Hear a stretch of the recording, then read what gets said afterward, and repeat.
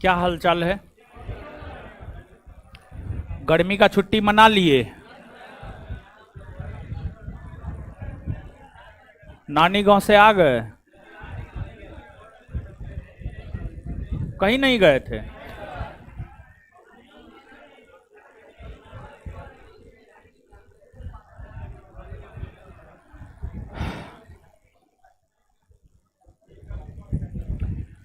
चलिए, तो आधुनिक भारतीय इतिहास चल रहा है ना? है आधुनिक भारतीय इतिहास में क्लास फ्री है क्या जी? क्लास फ्री चल रहा है अभी सारा बैच?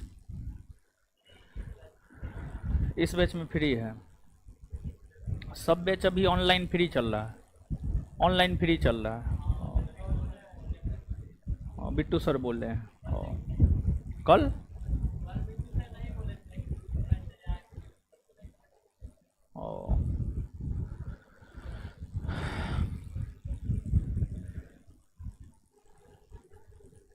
पवन कुमार, 18 तारीख को मेरा शादी है, जाइए शादी कीजिए। क्या जी? 18 तारीख को लगन है। लगन जो है 3 दिन है, 10, 11, 12 संभवतः जुलाई में। 10, 11, 12 जहाँ तक हमको जानकारी है। जुलाई में सिर्फ 3 दिन लगन है, उसके बाद सीधे नवंबर में लगन है। ये झूठ बोलता है, ये नाम अपना बोलवाने के लिए बोलता है, समझे?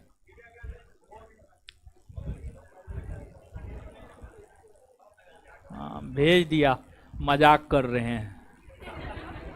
हम क्या लगते हैं आपके मजाक कर रहे हैं?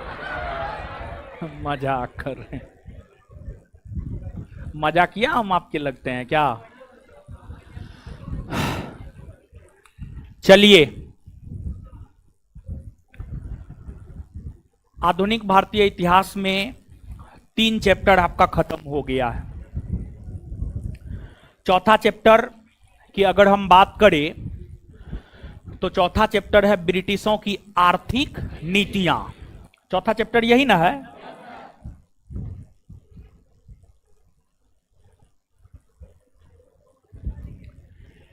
ब्रिटिशों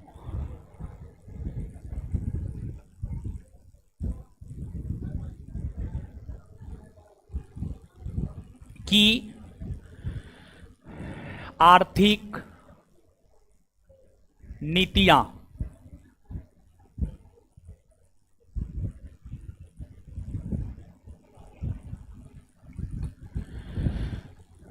अंग्रेजों की आर्थिक नीतियां, ब्रिटिशों की आर्थिक नीतियां, अंग्रेजों की आर्थिक नीतियां, ये हम लोगों का चैप्टर है। देखिए, अंग्रेजों ने जब भारत पर शासन किया तो उस अवधि के दौरान अंग्रेजों ने भारत में कर की वसूली के लिए, राजस्व की वसूली के लिए, रैयतवाड़ी प्रथा, महालवाड़ी प्रथा, अस्थाई बंदोबस्त, इजारेदारी प्रथा, इन तमाम प्रथाओं को लागू किया। तो अंग्रेजों के द्वारा भारत में कर की वसूली के लिए, अंग्रेजों के द्वारा भारत में कर की वसूली के लिए जो तमाम प्रथाओं को लागू किया गया है, वही ब्रिटिशों की आर्थिक नीतियों के अंतर्गत आता है। अंग्रेजों ने कर की वसूली के लिए मुख्य तौर पर 3 प्रथा, ऐसे तो कई सारी अन्य प्रथाएं थी, लेकिन मुख्य तौर पर अंग्रेजों ने भारत में कर की वसूली के लिए 3 प्रथा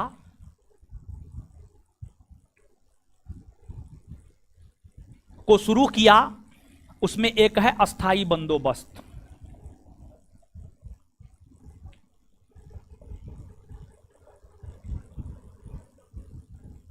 दूसरा है आपको रैयतबाड़ी बंदोबस्त,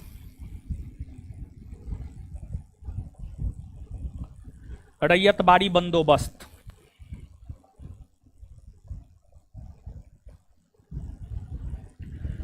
और तीसरा है आपको महालबाड़ी बंदोबस्त।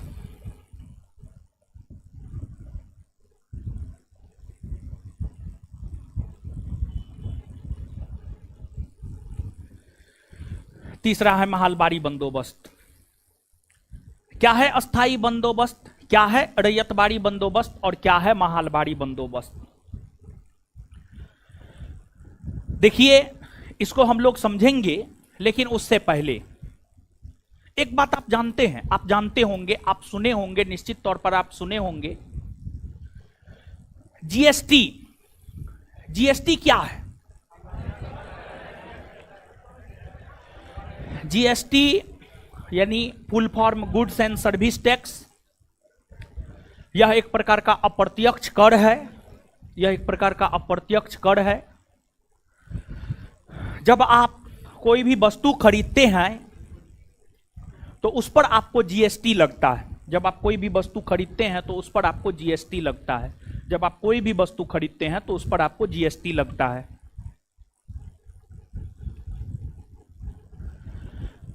आप अच्छे रेस्टोरेंट में जाकर के खाइए, वहां पर आपको जीएसटी लगेगा। रिबॉक का जूता खरीदिए, एडिडास का टी शर्ट खरीदिए, आपको जीएसटी लगेगा। आप ऑनलाइन एडमिशन लीजिए, ऑनलाइन एडमिशन लीजिए, वहां जीएसटी लगेगा। ऑफलाइन एडमिशन लीजिए, वहां आपको जीएसटी लगेगा। रसीद पर आप देखेंगे जीएसटी। तो जीएसटी के माध्यम से वर्तमान की भारत सरकार राजस्व कलेक्ट करती है या धन इकट्ठा करती है, धन इकट्ठा करती है। उसी प्रकार से जब भारत में अंग्रेजों का शासन था तो अंग्रेज भारतीयों से राजस्व कलेक्ट करने के लिए, धन इकट्ठा करने के लिए, राजस्व कलेक्ट करने के लिए या धन इकट्ठा करने के लिए ये 3 प्रकार की प्रथा, अस्थाई बंदोबस्त, रैयतबाड़ी बंदोबस्त और महालबाड़ी बंदोबस्त को प्रारंभ किया। देखिए, इसमें अगर आप भारत के मानचित्र पर आएंगे तो जो अस्थाई बंदोबस्त है पूर्वी भारत में खास तौर पर बंगाल, बिहार, ओडिशा, पूर्वी भारत में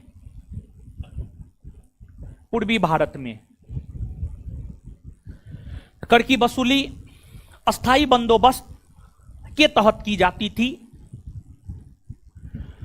और अस्थाई बंदोबस्त के अंतर्गत संपूर्ण ब्रिटिश शासित क्षेत्र के 19%, संपूर्ण ब्रिटिश शासित क्षेत्र के 19% भूभाग पर राजस्व की वसूली अस्थाई बंदोबस्त के माध्यम से अंग्रेजों के द्वारा किया जाता था और अस्थाई बंदोबस्त मुख्य तौर पर भारत के पूर्वी भाग में बंगाल, बिहार, ओडिशा के क्षेत्र में लागू था। इसके बाद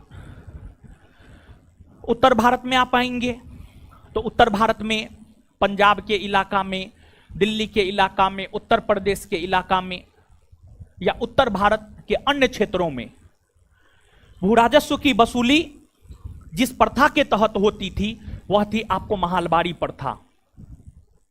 महालबाड़ी प्रथा और महालबाड़ी प्रथा की अगर हम लोग बात करें तो जो महालबाड़ी प्रथा है यह संपूर्ण ब्रिटिश शासित क्षेत्र के, महालबाड़ी प्रथा की अगर हम लोग बात करें तो जो महालबाड़ी प्रथा है यह संपूर्ण ब्रिटिश शासित क्षेत्र के 30% भूभाग पर लागू था। 30% भूभाग पर लागू था। वही अगर रैयतबाड़ी बंदोबस्त की हम लोग बात करें तो मुंबई प्रेसिडेंसी में, मद्रास प्रेसिडेंसी में तथा दक्षिण भारत में भू राजस्व की वसूली जिस प्रथा के तहत होती थी वह थी आपको रैयतबाड़ी प्रथा। और रैयतबाड़ी प्रथा की अगर हम लोग बात करें तो संपूर्ण ब्रिटिश शासित क्षेत्र के 51% भूभाग पर, संपूर्ण ब्रिटिश शासित क्षेत्र के 51% भूभाग पर जो है आपको रैयतबाड़ी प्रथा लागू थी। आप जोड़िए 51, 19 और 30, 100% हो जाएगा। यानी भारत के वैसा भूभाग जहां अंग्रेजों का शासन था या अंग्रेजी शासित क्षेत्र के कुछ भूभाग पर राजस्व की वसूली अस्थायी बंदोबस्त के जरिए, कुछ भूभाग पर अस्थायी बंदोबस्त के जरिए, कुछ भूभाग पर महलबाड़ी बंदोबस्त के जरिए और कुछ भूभाग पर रैयतबाड़ी बंदोबस्त के जरिए। अब आपको अस्थायी बंदोबस्त की अगर हम लोग बात करें तो जो अस्थायी बंदोबस्त है, अस्थायी बंदोबस्त को कई और नाम, जैसे अस्थायी बंदोबस्त को हम लोग अंग्रेजी में परमानेंट सेटलमेंट, फिर इसे जमींदारी व्यवस्था भी कहते हैं या इसे इस्तेमारी व्यवस्था भी कहते हैं। अस्थायी बंदोबस्त की योजना की अगर बात की जाए तो अस्थायी बंदोबस्त की योजना का प्रारूप सर जॉन शोर ने तैयार किया था। अस्थायी बंदोबस्त का प्रारूप अगर देखा जाए तो अस्थायी बंदोबस्त का प्रारूप जो है आपको सर जॉन शोर ने तैयार किया था। सर जॉन शोर ने अस्थायी बंदोबस्त का प्रारूप तैयार किया था और इसे लागू 1793 ईस्वी में, इसे लागू 1793 ईस्वी में लॉर्ड कॉर्नवालिस ने किया था। लॉर्ड कॉर्नवालिस ने इसे 1893 ईस्वी में लागू किया। लॉर्ड कॉर्नवालिस ने इसे 1793 ईस्वी में, 1893 हम बोल दिए थे, 1793 ईस्वी में लॉर्ड कॉर्नवालिस ने इसे लागू किया। 1793 ईस्वी में लॉर्ड कॉर्नवालिस ने अस्थायी बंदोबस्त को लागू किया और इसे बंगाल के क्षेत्र में लागू किया गया था। और इस बंदोबस्त के अंतर्गत अंग्रेजी कंपनी था, जमींदार था, किसान था। इस बंदोबस्त के अंतर्गत अगर आप देखेंगे तो अंग्रेजी कंपनी का राजकोष था,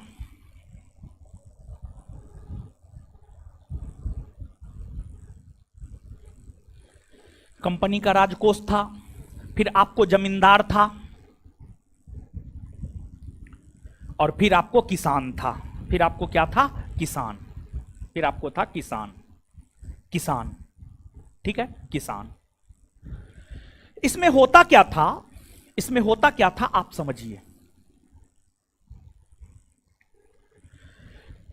इस बंदोबस्त में होता यह था कि जमींदार अंग्रेजी कंपनी और किसान के बीच में बिचौलिया का काम करता था। जमींदार किसानों से भू राजस्व की वसूली करता था और कंपनी के राजकोष में जाकर जमा कर देता था।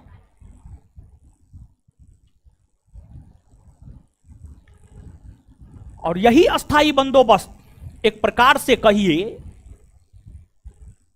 तो भारतवर्ष में जमींदारी प्रथा को वैधानिकता प्रदान किया। जमींदारी प्रथा को वैधानिकता प्रदान किया और अस्थायी बंदोबस्त ने भारत में अंग्रेजों का एक सहयोगी तैयार किया और भारत में अंग्रेजों का जो सहयोगी तैयार किया वो हुआ आपको जमींदार। वो हुआ आपको कौन? जमींदार। वो हुआ जमींदार।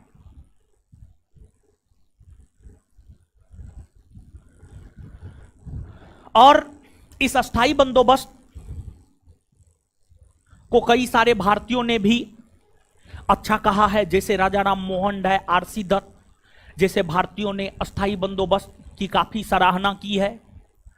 आरसी दत्त ने तो यहां तक कहा कि अस्थाई बंदोबस्त को पूरे भारतवर्ष में लागू कर देना चाहिए, अस्थाई बंदोबस्त को पूरे भारतवर्ष में लागू कर देना चाहिए, अस्थाई बंदोबस्त को पूरे भारतवर्ष में लागू कर देना चाहिए, पूरे भारतवर्ष में लागू कर देना चाहिए, अस्थाई बंदोबस्त को पूरे भारतवर्ष में लागू कर देना चाहिए।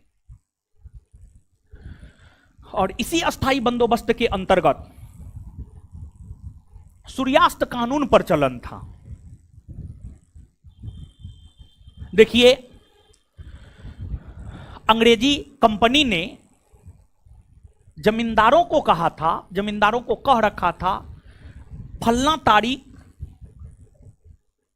को सूर्यास्त होने से पहले अंग्रेजी कंपनी के राजकोष में राजस्व जमा हो जानी चाहिए, और अगर अंग्रेजी कंपनी के राजकोष में भू राजस्व जमा नहीं होता है, अगर अंग्रेजी कंपनी के राजकोष में भू राजस्व जमा नहीं होता है, तो इस स्थिति में जमींदारों की जमींदारी छीन ली जाती थी।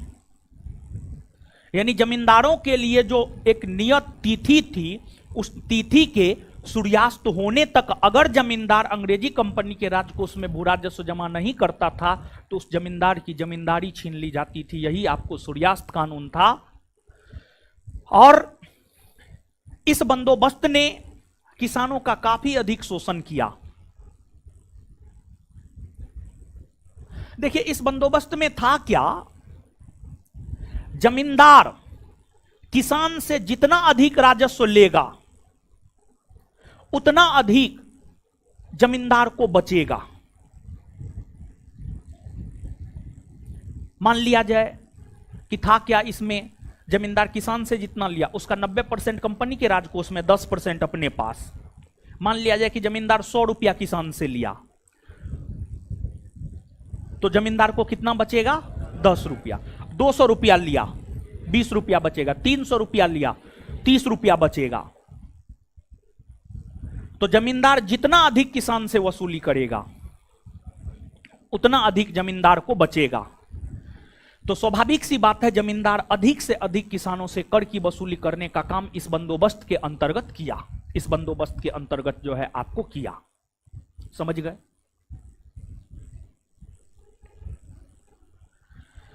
इसके बाद अब आगे है रैयतबाड़ी बंदोबस्त। देखिए, रैयतबाड़ी बंदोबस्त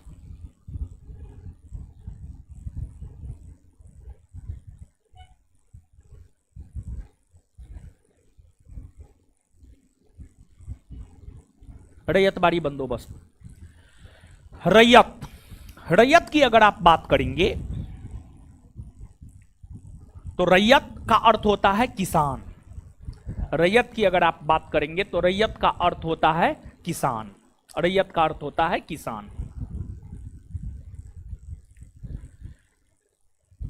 रैयतबाड़ी बंदोबस्त में क्या था, समझिएगा आप। रैयतबाड़ी बंदोबस्त में अंग्रेजी कंपनी का राजकोष और किसान के बीच में कोई बिचौलिया नहीं था, कोई बिचौलिया नहीं था। जमींदार नाम का कोई बिचौलिया नहीं था, बल्कि रैयतबाड़ी बंदोबस्त में किसान, रैयतबाड़ी बंदोबस्त में किसान सीधे तौर पर अंग्रेजी कंपनी के राजकोष में जाकर भू राजस्व जमा किया करता था। तो रैयतबाड़ी बंदोबस्त की अगर हम लोग बात करें तो जो रैयतबाड़ी बंदोबस्त है, यह भू राजस्व की वैसी व्यवस्था है, रैयतबाड़ी बंदोबस्त भू राजस्व की वैसी व्यवस्था है जिस व्यवस्था के अंतर्गत किसान और अंग्रेजी कंपनी के राजकोष के बीच में कोई बिचौलिया नहीं था, बल्कि किसान सीधे तौर पर अंग्रेजी कंपनी के राजकोष में जाकर भू राजस्व जमा कर दिया करता था। यही आपको रैयतबाड़ी बंदोबस्त है। रैयतबाड़ी बंदोबस्त का जनक टॉमस मुनरो और कैप्टन रीड को माना जाता है। रैयतबाड़ी बंदोबस्त की अगर हम लोग बात करें तो इसका जनक माना जाता है टॉमस मुनरो और captain Reid. Captain Reid, Thomas Munro और कैप्टन रीड, टॉमस मुनरो और कैप्टन रीड को जो है रैयतबाड़ी बंदोबस्त का जनक माना जाता है। और रैयतबाड़ी बंदोबस्त सर्वप्रथम प्रायोगिक तौर पर, प्रयोग की तौर पर, मतलब रैयतबाड़ी बंदोबस्त सफल होता है या नहीं होता है। अगर सफल होगा तो आगे इसे लागू किया जाएगा बृहद स्तर पर, और अगर इसे सफलता नहीं मिलेगी तो इसे बृहद स्तर पर लागू नहीं किया जाएगा। तो जो रैयतबाड़ी बंदोबस्त है, रैयतबाड़ी बंदोबस्त की अगर हम बात करें, रैयतबाड़ी बंदोबस्त की अगर हम बात करें तो रैयतबाड़ी बंदोबस्त को प्रायोगिक तौर पर, प्रयोग के तौर पर मद्रास के बड़ा महल में पहली बार 1792 ईस्वी में लागू किया गया था। मद्रास के बड़ा महल में 1792 ईस्वी में पहली बार जो है आपको लागू किया गया था। मद्रास के बड़ा महल में पहली बार 1792 ईस्वी में लागू किया गया था। अब देखिएगा आप, मद्रास के बड़ा महल में लागू किया गया रैयतबाड़ी बंदोबस्त को प्रयोग के तौर पर, और यह सफल हो गया। तब इसे 1820 ईस्वी में पूरे मद्रास में लागू कर दिया गया। और मद्रास में रैयतबाड़ी बंदोबस्त को क्रियान्वित करने हेतु टॉमस मुनरो को मद्रास का गवर्नर जनरल बनाया गया।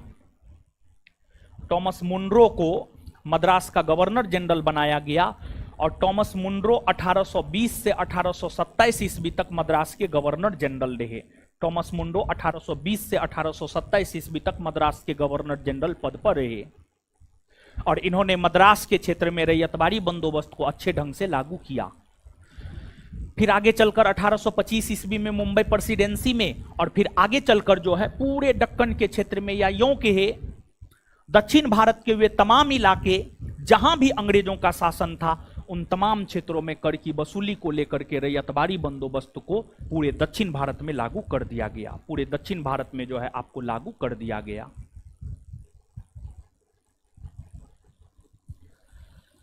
यह जो रैयतबाड़ी बंदोबस्त है, रैयतबाड़ी बंदोबस्त में हमने आपको बतलाया है कि किसान और अंग्रेजी कंपनी के राजकोष के बीच में कोई बिचौलिया नहीं था।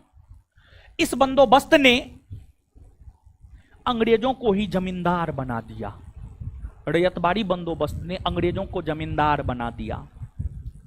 कैसे अंग्रेजों को जमींदार बना दिया? इस बंदोबस्त के अंतर्गत किसान सीधे तौर पर अंग्रेज के हाथ में जाकर राजस्व देना शुरू कर दिया। तो एक प्रकार से अंग्रेज जमींदार की भूमिका में आ गया।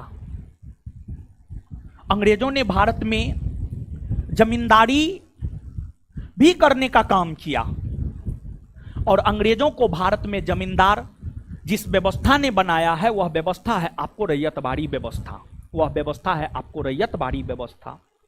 खैर अच्छी व्यवस्था है, कोई बिचौलिया नहीं है। अच्छी व्यवस्था है, कोई बिचौलिया नहीं है। इस बंदोबस्त के अंतर्गत जो है आपको कोई बिचौलिया नहीं है, अच्छी व्यवस्था है। लेकिन आपको अगर रैयतबाड़ी बंदोबस्त की बात की जाए तो इसने अंग्रेजों को ही जमींदार बना दिया। इसके बाद आगे अगर हम लोग देखें तो आगे है आपको महालबाड़ी बंदोबस्त। देखिए महाल की अगर आप बात करेंगे तो महाल का अर्थ होता है गांव, टोला या मोहल्ला। महाल का अर्थ होता है गांव, टोला या मोहल्ला, प्रत्येक गांव या प्रत्येक टोला या प्रत्येक मोहल्ला में कोई ना कोई एक प्रमुख व्यक्ति जरूर होता है। महलबारी बंदोबस्त में क्या होता था, महलबारी बंदोबस्त में क्या होता था, इसको आप समझिएगा। महलबारी बंदोबस्त में अगर हम लोग देखें तो महलबारी बंदोबस्त में होता यह था कि इस बंदोबस्त के अंतर्गत गांव टोला या मोहल्ला का जो मुखिया होता था, वह मुखिया किसानों से कर ले लेता था और अंग्रेजी कंपनी के राजकोष में जाकर जमा कर देता था। महलबारी बंदोबस्त में जो गांव टोला या मोहल्ला का मुखिया होता था,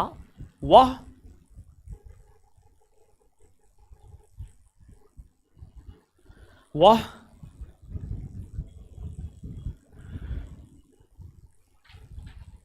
किसानों से कर वसूल लेता था और वह कर अंग्रेजी कंपनी के राजकोष में जाकर जमा कर दिया करता था। अंग्रेजी कंपनी के राजकोष में जाकर जमा कर दिया करता था।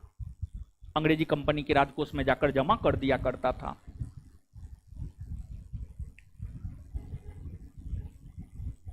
इस बंदोबस्त का जनक हॉल्ट मैकेंजी, जो महलबारी बंदोबस्त है, इस व्यवस्था का जनक माना जाता है हॉल्ट मैकेंजी। हॉल्ट मैकेंजी,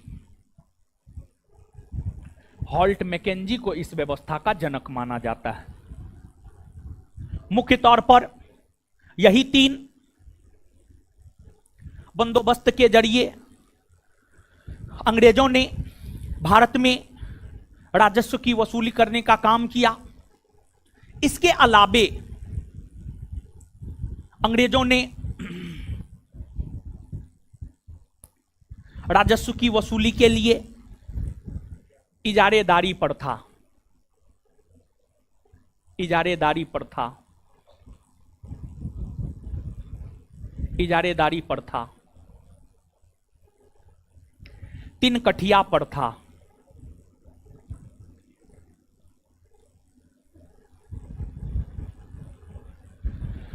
इजारेदारी प्रथा, 3 कठिया प्रथा और भी कई सारी प्रथाएं हैं, जिन प्रथाओं के जरिए अंग्रेजों ने भू राजस्व की वसूली किया।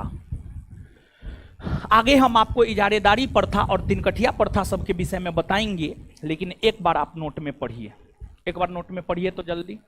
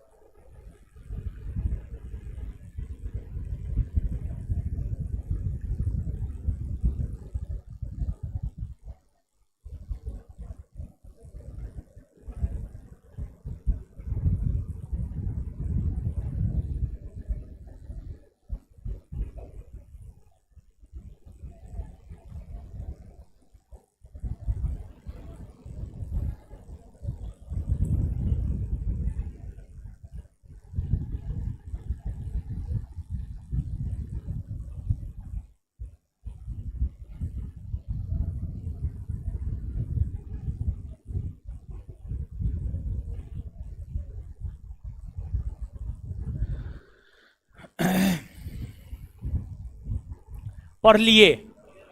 आइए,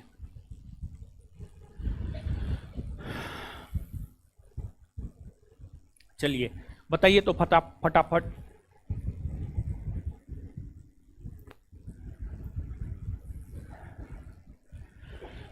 दक्षिणी भारत में भूराजस्व की वसूली किस प्रथा के तहत? किस प्रथा के तहत? रैयतबाड़ी प्रथा ब्रिटिश शासित क्षेत्र के कितने प्रतिशत भूभाग, कितने प्रतिशत? उत्तर भारत में किस प्रथा के अंतर्गत? उत्तर भारत में भूराजस्व की वसूली कौन प्रथा के, कौन प्रथा के तहत? महालबाड़ी प्रथा। और महालबाड़ी प्रथा संपूर्ण ब्रिटिश शासित क्षेत्र के कितने प्रतिशत भूभाग, कितने प्रतिशत? इसके बाद पूर्वी भारत में राजस्व की वसूली कौन प्रथा के तहत होती? हाँ, अस्थाई बंदोबस्त। पूर्वी भारत में भू राजस्व की वसूली कौन प्रथा के तहत, कौन प्रथा के तहत? अस्थाई बंदोबस्त। ठीक है, अस्थाई बंदोबस्त। इसके बाद आगे बताइएगा, अस्थाई बंदोबस्त ब्रिटिश शासित क्षेत्र के कितने प्रतिशत भूभाग, कितना प्रतिशत? चलिए, भू राजस्व की वैसी व्यवस्था जिसमें जमींदार किसानों से राजस्व की वसूली करके कंपनी के राजकोष में राजस्व जमा किया करता था, उसे क्या कहा, क्या कहा गया? अस्थाई बंदोबस्त की योजना किसने तैयार की थी, किसने तैयार की थी? अस्थाई बंदोबस्त को 1793 में बंगाल में लागू किसने किया, किसने किया? सूर्यास्त कानून का संबंध किस बंदोबस्त से, किस बंदोबस्त से है? राजा राम मोहन राय और आरसी दत्त जैसे भारतीय विद्वानों ने किस बंदोबस्त की सराहना की? आरसी दत्त ने किस बंदोबस्त को पूरे भारतवर्ष में लागू करने की सिफारिश किया? आए, चलिए आगे बताइएगा। रैयत, रैयत का अर्थ क्या होता है? किसान। रैयत का अर्थ, रैयत का अर्थ क्या होता है? भू राजस्व की वैसी व्यवस्था जिसमें किसान सीधे तौर पर अंग्रेजी कंपनी के राजकोष में भू राजस्व जमा करते हैं, उसे क्या कहते हैं, क्या कहते हैं? रैयतबाड़ी व्यवस्था का जनक किसे माना जाता है? टॉमस मुंडो और कैप्टन। रैयतबाड़ी व्यवस्था का जनक किसे माना जाता है? रैयतबाड़ी व्यवस्था का जनक किसे माना जाता है? टॉमस मुंडो और कैप्टन। रैयतबाड़ी व्यवस्था का जनक किसे माना जाता है? टॉमस मुंडो और कैप्टन रीड। रैयतबाड़ी व्यवस्था को प्रायोगिक तौर पर सर्वप्रथम 1792 में कहां लागू किया गया? मद्रास के बड़ा महल। मद्रास के रैयतबाड़ी व्यवस्था को सर्वप्रथम प्रायोगिक तौर पर 1792 ईस्वी में कहां लागू किया गया? कहां लागू किया गया? मद्रास के बड़ा महल। मद्रास के बड़ा महल। इसके बाद रैयतबाड़ी व्यवस्था को मद्रास में कब लागू किया गया? मद्रास में कब लागू किया गया? और इसके बाद जो है मद्रास में रैयतबाड़ी व्यवस्था को क्रियान्वित करने हेतु मद्रास का गवर्नर जनरल किसे बनाया गया? किसे बनाया गया? टॉमस मुंडो मद्रास के गवर्नर पद पर कब से कब तक रहे? 1820 से 1800। टॉमस मुंडो मद्रास के गवर्नर पद पर कब से कब तक रहे? महल। महल का अर्थ क्या होता है? गांव टोला या मोहल्ला। गांव टोला या। भू राजस्व की वैसी व्यवस्था जिसमें गांव के मुखिया किसानों से भू राजस्व की वसूली करके अंग्रेजी कंपनी के राजकोष में जमा कर दिया करता था, उसे क्या कहा गया? क्या कहा गया? भू राजस्व की वैसी व्यवस्था जिसमें गांव टोला मोहल्ला का किसान जो है, गांव टोला मोहल्ला का किसान जो है आपको कर की वसूली करके जो है किसानों से कर की वसूली करके अंग्रेजी कंपनी के राजकोष में जमा कर दिया करता था, उसे क्या कहा गया? महलबाड़ी व्यवस्था का जनक किसे माना जाता? महलबाड़ी व्यवस्था का जनक हॉल्ट मैकेंजी।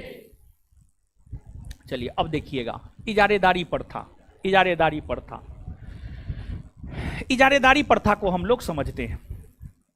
देखिए जो इजारेदारी प्रथा है, आपको अंग्रेजों ने भारत में राजनीतिक प्रभुसत्ता की स्थापना 1757 के पलासी के युद्ध से किया है। अंग्रेजों ने भारत में राजनीतिक प्रभुसत्ता की स्थापना 1757 के पलासी के युद्ध से किया है। आगे चलकर अंग्रेज भारत में कर की वसूली करना शुरू किया। अंग्रेजों को सर्वप्रथम बंगाल के क्षेत्र में कर की वसूली करने का अधिकार इलाहाबाद के संधि के तहत 1765 में मिला। और जब अंग्रेजों को 1765 में बिहार, बंगाल, उड़ीसा के क्षेत्र में कर वसूलने का अधिकार मिला, तो अंग्रेजों को भारत में कर वसूलने का कोई अनुभव नहीं था। इसी को देखते हुए रॉबर्ट क्लाइव ने उपदीवान का पद लाया और उस उपदीवान के पद पर रॉबर्ट क्लाइव ने अलग अलग भारतीयों को बैठाया। अंग्रेजों को सर्वप्रथम बिहार, बंगाल, उड़ीसा के क्षेत्र में कर वसूलने का अधिकार मिला। बिहार, बंगाल, उड़ीसा के क्षेत्र में अंग्रेजों को जो सर्वप्रथम कर वसूलने का अधिकार मिला, इसको लेकर अंग्रेज बिहार, बंगाल और उड़ीसा का उपदीवान बनाया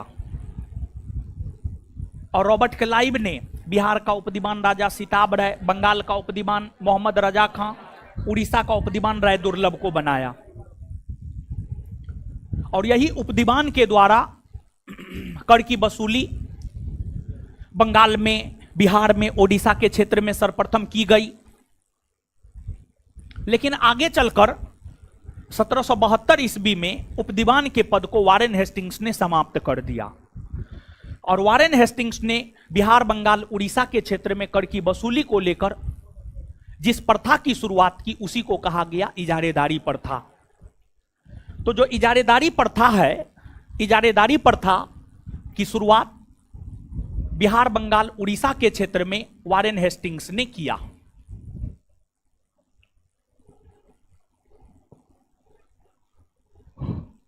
वारेन हेस्टिंग्स ने किया, वारेन हेस्टिंग्स ने किया। देखिए, वारेन हेस्टिंग्स ने बिहार, बंगाल, उड़ीसा के क्षेत्र में कर की वसूली के लिए इजारेदारी प्रथा की शुरुआत की। इस इजारेदारी प्रथा में कर वसूली करने का अधिकार ठेकेदार को दिया जाता था। इजारेदारी प्रथा के अंतर्गत कर वसूलने का अधिकार ठेकेदार को दिया जाता था। इजारेदारी प्रथा के अंतर्गत कर वसूलने का अधिकार ठेकेदार को दिया जाता था। ठेकेदार, देखिए होता क्या था, ठेकेदारों की एक बैठक होती थी, उसमें बोली लगता था। फलना क्षेत्र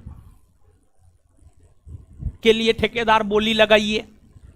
जैसे आईपीएल में खिलाड़ी पर बोली लगता है ना, 5 करोड़ 10 करोड़, जो जैसा खिलाड़ी होता है उस अनुसार बोली लगता है। तो इजारेदारी प्रथा में कर की वसूली ठेकेदार किया करता था और ठेकेदार बोली लगाता था। ठेकेदार को क्षेत्र बताया जाता था, ये क्षेत्र है, और कहा जाता था कि आप यहां से कितना कर की वसूली करके अंग्रेजी कंपनी को दे सकते हैं। कोई ठेकेदार 50 लाख बोला, कोई 60 लाख बोला, कोई 1 करोड़ बोला। जो ठेकेदार सबसे ज्यादा बोली लगाता था, जो ठेकेदार सबसे ज्यादा बोली लगाता था, उस ठेकेदार को ही उस क्षेत्र में कर वसूली करने का अधिकार दे दिया जाता था। यही आपको इजारेदारी प्रथा है, यही आपको इजारेदारी प्रथा है। इसके बाद आप इजारेदारी प्रथा को थोड़ा पढ़ लीजिए।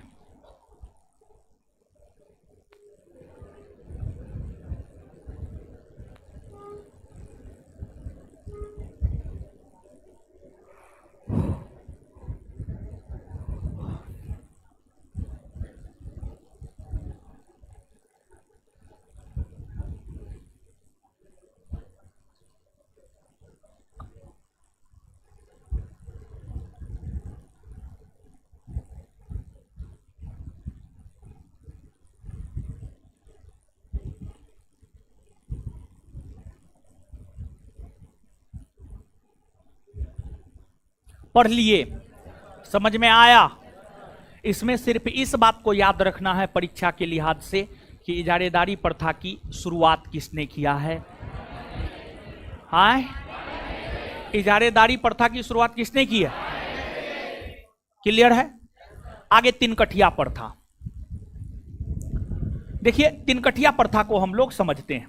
ऐसे अगर आप गांधी युग को भी आगे पढ़ेंगे तो वहां पर भी जो है आपको तिनकठिया प्रथा को समझना है, लेकिन यहां पर भी जो है आपको थोड़ा सा तिनकठिया प्रथा को समझना है। थोड़ा सा आप तिनकठिया प्रथा को समझिए। देखिए तिनकठिया प्रथा क्या है समझिएगा। एक तो पहली बात यह है कि जो तिनकठिया प्रथा है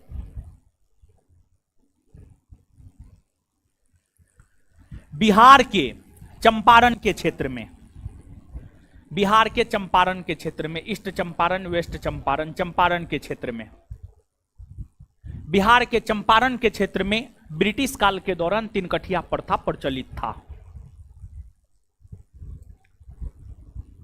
देखिए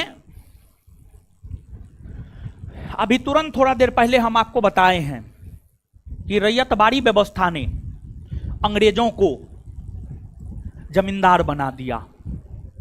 रैयतबाड़ी व्यवस्था ने भारत में अंग्रेजों को जमींदार बना दिया। रैयतबाड़ी व्यवस्था ने भारत में अंग्रेजों को जमींदार बना दिया। रैयतबाड़ी व्यवस्था ने भारत में अंग्रेजों को जमींदार बना दिया। तो कुछ अंग्रेज जमींदार जो कि बिहार में थे, और देखिए अंग्रेज भारत के साथ व्यापार करता था। भारत के साथ चाय का व्यापार, कॉफी का व्यापार, अफीम का व्यापार, सोडा का व्यापार, नील का व्यापार। नील नील जिससे रंगाई का काम होता है, रंगाई का काम होता है। नील समझे, नील नील का व्यापार करता था। अब अंग्रेज भारत के साथ जिन वस्तुओं का व्यापार करता था, तो अंग्रेज क्या चाहता? अंग्रेज तो यही ना चाहता कि जो है आपको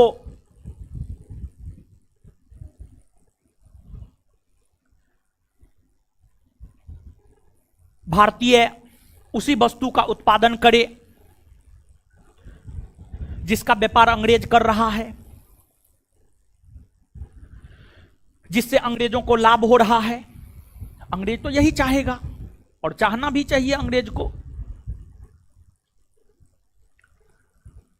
तो बिहार के चंपारण के क्षेत्र के जो अंग्रेज जमींदार थे, जिसे नीलहे साहब कहा जाता था, बिहार के चंपारण के, बिहार के चंपारण के जो अंग्रेज जमींदार थे जिसे नीलहे साहब कहा जाता था, वो चंपारण के क्षेत्र में एक कानून लागू कर रखा था कि अगर किसी व्यक्ति के पास 20 कट्ठा जमीन है तो उस 20 कट्ठा जमीन में से 3 कट्ठा जमीन पर उसे नील का खेती करना है। अगर 40 कट्ठा जमीन है तो 6 कट्ठा पर, अगर 60 कट्ठा जमीन है तो 9 कट्ठा पर। तो जो अंग्रेज जमींदार थे, जो नीलहे साहब थे, जो अंग्रेज जमींदार थे, जो नीलहे साहब थे, वो नीलहे साहब बिहार के चंपारण के क्षेत्र में इस व्यवस्था को लागू कर रखा था कि किसानों के पास अगर 20 कट्ठा भूमि है तो उसमें से 3 कट्ठा जमीन पर उसके नील का खेती करना ही होगा। यही व्यवस्था तिनकठिया प्रथा कहलाता है। और नील का खेती करना किसानों के लिए लाभप्रद नहीं था, जिसके कई सारे कारण थे। जिसके कई सारे जो कारण थे, उसमें एक कारण था नील के खेती करने से खेत की उर्वरा शक्ति मर जाती थी। दूसरा कारण था, दूसरा कारण क्या था? तो दूसरा कारण की अगर हम बात करें तो दूसरा कारण था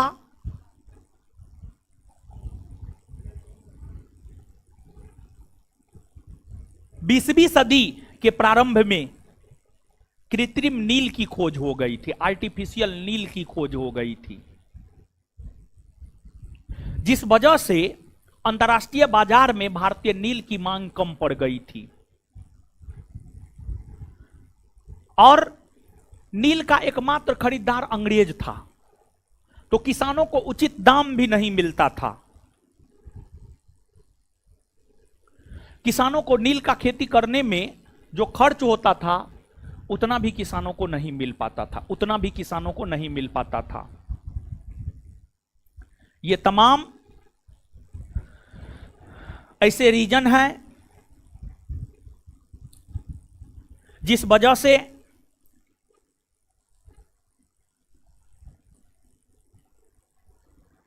चंपारण के किसान, बिहार के चंपारण के किसान नील का खेती नहीं करना चाहता था।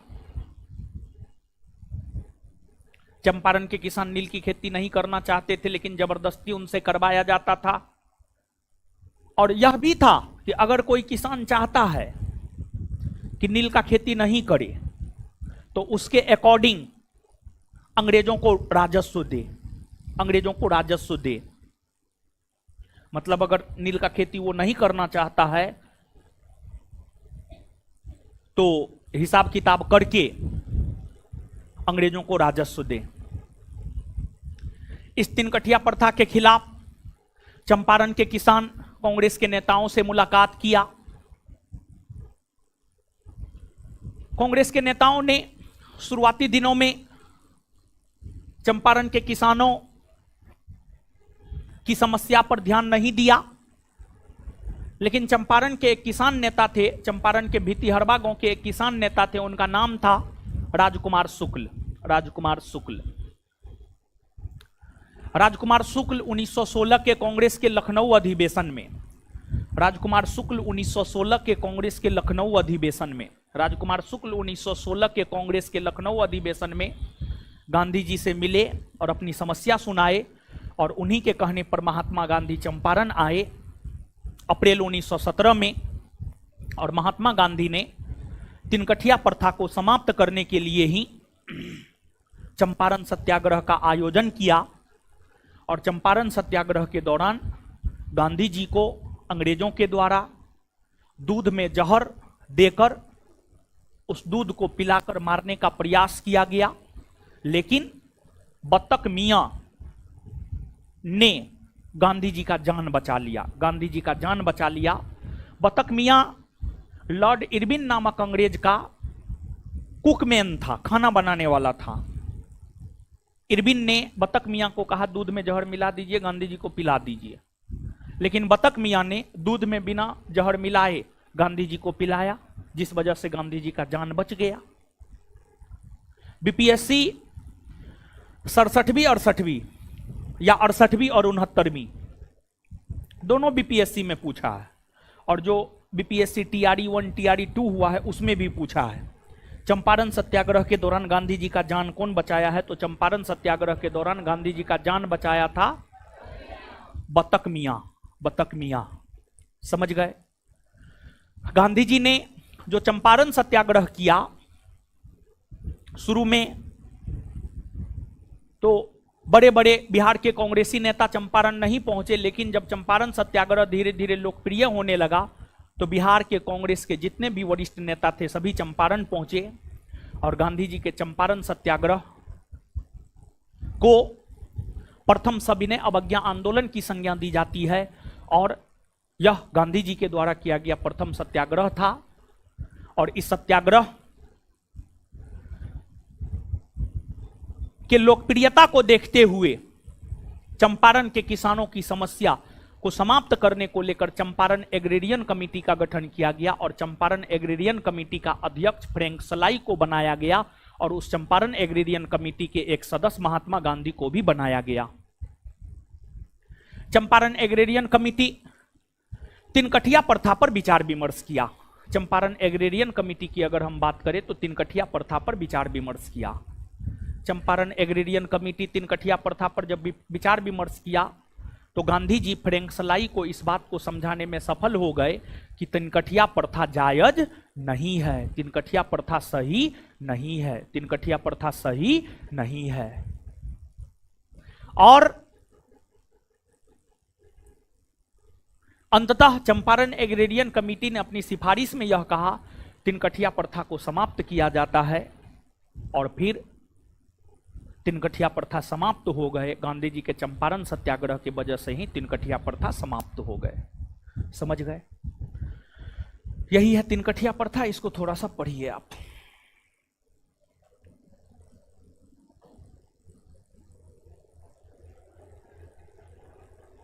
पढ़िए।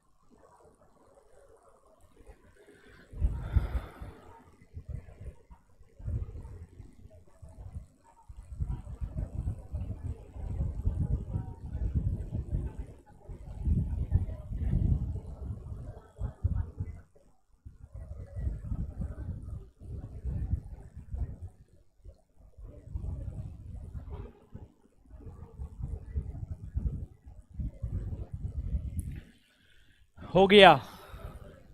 चलिए आज इतना ही रहने दीजिए।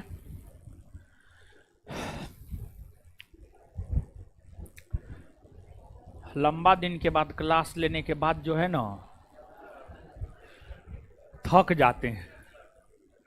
हफनी आने लगा हमको। 10 दिन बंद रहा नहीं हो, 11 दिन बंद रहा। समझे?